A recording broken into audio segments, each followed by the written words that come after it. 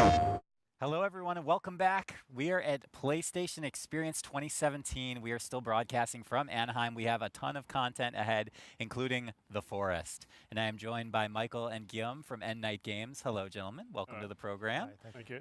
Justin's down there. He's looking good. Hi, buddy. Thanks, buddy. Hi, buddy. I'm excited about this particular segment, not only to have you guys on the show, but also because The Forest is a open world, very non-linear experience where players just survive. And that sounds like my jam. It sounds like the jam of a lot of people that like games that just let you go and don't put you on a leash. And I think you guys brought gameplay demo to show us. But as we get that queued up, tell me a little bit about what was the starting point, that like kernel that began The Forest? Or I should say an acorn that began The Forest. An acorn. Well, I guess it was heavily inspired by Minecraft.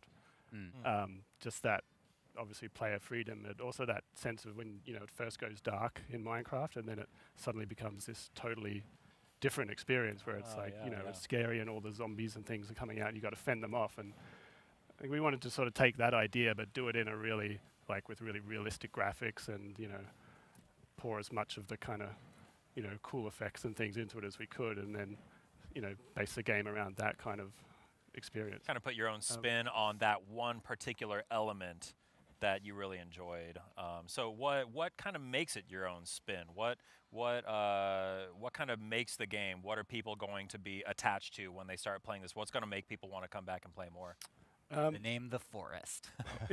Well, it's a survival horror game. So there's obviously the survival aspect, but then there's quite a elaborate building component to everything. Like we have a very simple to use but elaborate building system, and you can chop down every single tree in the forest and create either like a little shack in the woods if you want, or a giant seaside. You can cover the whole land in wooden castles if you want. We've had players that have done that in the past. Cool. Looks like we've got some gameplay up here. Yeah, let's get it. So yeah, you can feel free to narrate what we're seeing. Explain to us kind of what we're seeing here. This is the very beginning of the game. This is how you start. You start on a plane with your son next to you. So I'm gonna take a wild guess that this plane ride is not gonna end very well. For Well, the hero. things go bad pretty quickly. I've got a flight in a couple days. Don't do this. It's like watching Final Destination and then not wanting to travel anywhere. Yep, it can never go well for a video game airplane ride. But this time you get to survive. Oh, yeah. Okay, so that's the start of The Forest. Yeah. Oh boy, yeah. That's how you start. And then we get a little more setup here.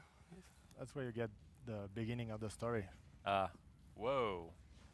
What? So that's your son, and he's Mysterious character. yeah. What is going on, you guys? You pass out, wake up the next day.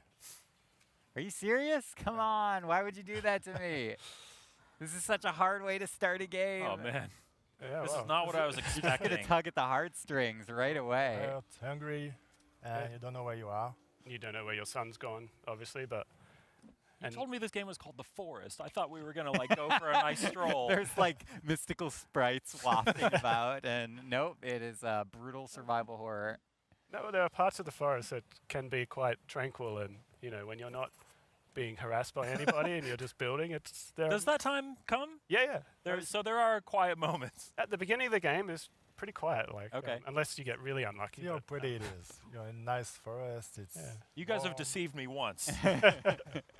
And I believe you guys have written that this game is largely like your childhood adventures in a forest if you threw in a bunch of crazy cannibals and really horrifying, life-threatening situations. Pretty much. Okay. Yeah. It's Super. that childhood ideal of just playing in a forest with your friends and running around with sticks and Yeah. making up adventures, and that's kind of the once you get into multiplayer, like that's literally what you do. You just run around with your buddies and Make a little and shack. do cool stuff. Yeah. It's like, The animation on that hatchet swing that you keep doing there, it looks super intense. How long did you spend trying to get that animation just right? Just that one. that was actually one of the first ones we put in. Like, Yeah? 'cause when we first put in the suitcases on the ground, and then we realized you should probably be able to break them open, right?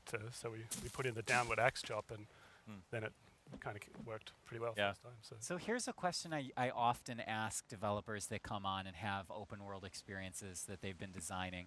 How do you as a team manage that sort of spectrum between giving a player direction or helping them understand what they can do and not putting them on a leash and just having everything, the gameplay itself? I mean, where do you find that balance and how do you guys design around that? Yeah, that was definitely an issue, like, because we wanted to go like from the beginning, like kind of just full open, like no missions, no NPCs telling you what to do, Right. like very little guidance at all. And we kind of, at one point, we had to put in that opening cutscene with your son being taken away to kind of give you some direction, Right. like give you an overarching goal to sort of work towards if you want to. But then apart from that, then we just kind of set players loose in the world and let them go. But then we scatter the world with lots of little environmental storytelling things. Like there's lots of clues to find, and the more you explore, you'll start to discover little hints about what's actually happening on this land and maybe where your son's gone. I'll probably get curious about the story too. Yeah. I mean, most people just start the game and start building stuff like straight away. Yeah, And I see norm- we're getting into some building here right now. Yeah, so there Evan's we just go. crafted himself a nice axe, Oh, nice. and he's probably going to chop down a tree soon. There we go. Yeah, I was going to say, so far, this seems very peaceful besides the horrific crash at the beginning of the demo. Yeah, well, it's good to have the light to contrast the Yes. darkness that Is comes. there That comes. something where the enemies are going to come just when you don't expect them and they're going to scare the crap out of you? Or are you going to kind of know what you're getting into when you go into those situations? It happens. It Yeah. happens. You get surprised sometimes. Yeah, because the enemies, or the creatures that live here, just kind of roam the land. Like they have their own sort of goals and paths that they take, and they'll come and investigate noises. And if you make a fire at night, that'll tend to draw attention. And So I couldn't choose to just live out a peaceful life in the forest here. you can try, like, like there are remote parts of the map that are less inhabited, and Oh, yeah. if you don't chop down trees, if you don't light fires, you could huddle in a cave somewhere. And If you don't play the game, then nobody will come after you. yeah, but you could How do that. far does the building system go? Because you had mentioned that there's some light base building. Is that actually pretty advanced, or is it just like, basic defenses that you can help hold down It your area goes at night? pretty far. From the start, you're just going to make like a little shack Right. and some fire to warm up, maybe some storage to keep items for later. And then as time goes on, maybe you want more safety, build some traps. And if you want to be creative or just make something big, then we have all those bricks that are procedural, and you can make little foundation and then add some walls on it, and then some floors, make multi-floor structures. Nice. You Wow. can cut holes in the floors, put some stairs through it, so you can go all the way. So it's like full-on base building going on here. Yeah. Yeah, And that UI, let me talk about that UI for a Yeah, second. yeah. I'm such a UI junkie, so that looked so nice. But here we're getting a little bit of I think a shack is going to be going up right now, our little cabin Yeah, in I the think woods. It's putting up a few walls. that's the procedural walls. This is actually exactly what it's like to build. in the Yeah. wilderness, this is how you build. Yeah. I have a question. Is our hero ever going to get to take a bath? Because his arm's looking pretty rough there. Oh yeah, that's a really good question. You can go in water and wash it. Oh, okay, Yeah. okay. Yeah, it'll wash off Absolutely. because you can actually get infected if you leave it too long. Oh, really? What? You'll get some negative. I mean, I was making a effects of- gag, but I guess that's actually a mechanic in the game. Yeah, Yeah. it is. And then tell us a little bit about, there's some stealth components to the forest as well, correct? Yep. How does that mix in with the survival, and like when would that benefit you versus just going sprinting into the forest with an axe drawn? I mean, it really depends on your playstyle, I guess. Like depending where you are in the forest, you get more of a stealth bonus. Like if you're surrounded by trees and crouching and not moving, then you're generally pretty hidden from view. If you go right into a bush and just sit there, then you're basically completely hidden. Enemies should walk straight past you. And you have a little indicator on the screen, so you know if you have a chance of being stealthy.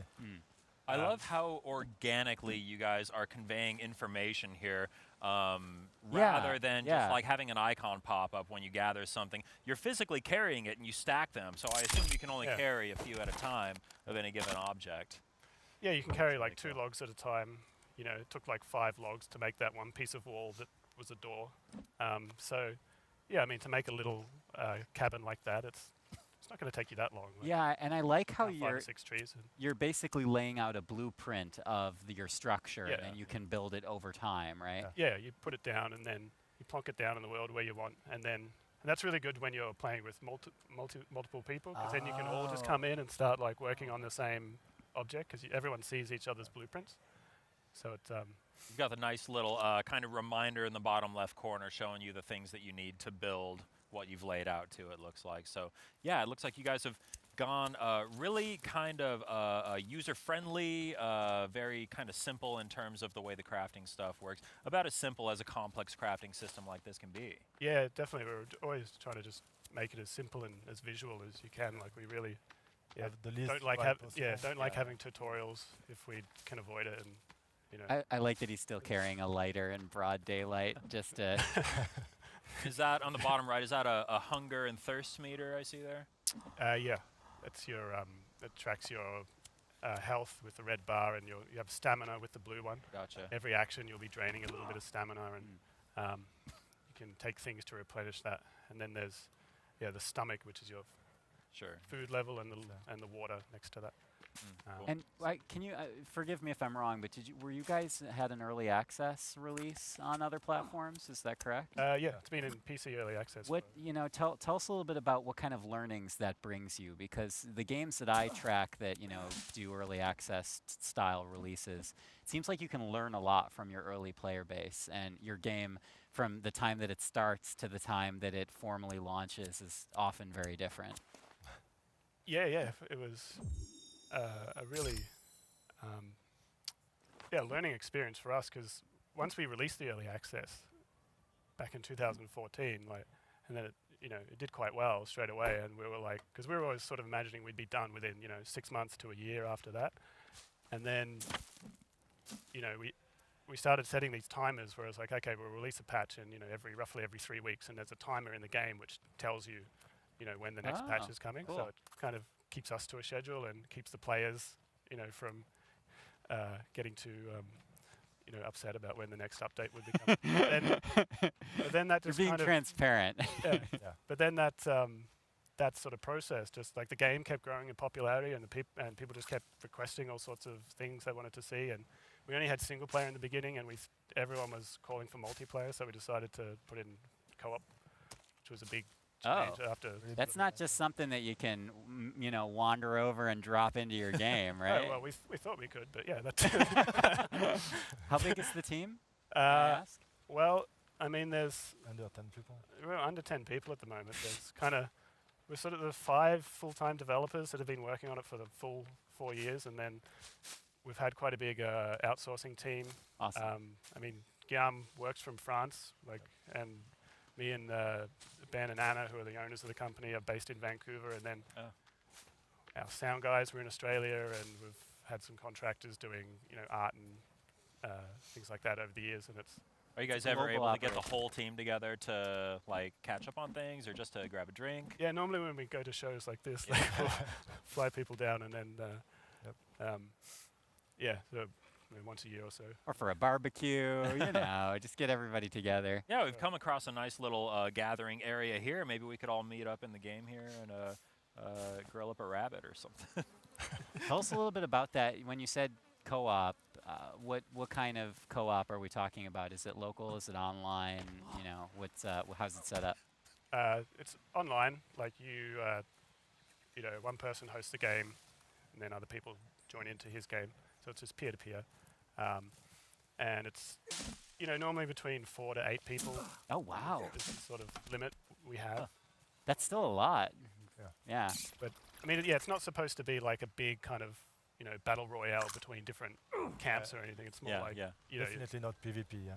yeah, it's not designed as PvP. I mean, you could play it that way if you wanted to, but You can grief people. yeah, there's a lot of griefing that goes on. But yeah, the idea is you all crash on the same plane, so you'll have 4 people wake up instead of 1. Oh, I see. And then the game is exactly the same in multiplayer, even in terms of the story. Like you can play through the story content with I 4 see. people versus 1, and yeah, it's just the fun it brings from having other people because it really changes just the tone of the game. Whereas in single player, this is still the kind of idyllic part of it, but once it gets really scary, people say they don't like playing it.